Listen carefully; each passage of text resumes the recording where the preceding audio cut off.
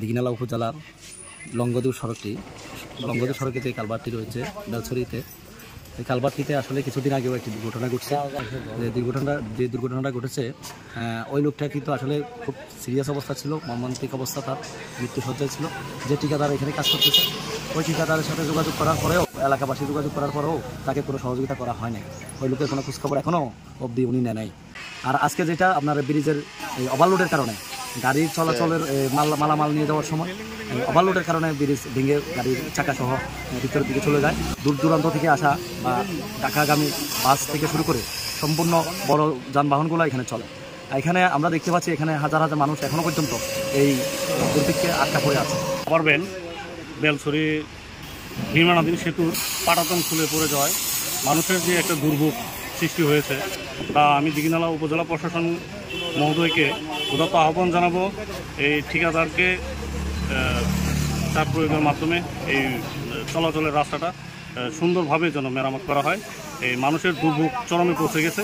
মানুষ এখন রশিদনগর সড়ক ব্যবহার করে দীর্ঘ রাস্তা অতিবাহিত করে গন্তব্যে পৌঁছাচ্ছে।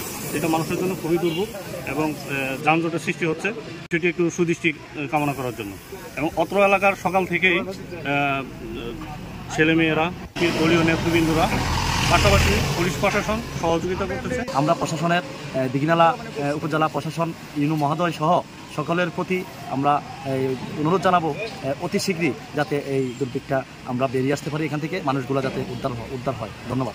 পারাপারে পাশাপাশি কাভারভ্যানটি উদ্ধার করা হয়েছে স্থানীয় বিএনপি নেতৃবৃন্দর সহযোগিতায়। তাই আমি আমার এলাকার নেতৃবৃন্দদেরকে উদাত্ত আহ্বান জানিয়েছি সর্বোচ্চ সহযোগিতা করার জন্য। ধন্যবাদ।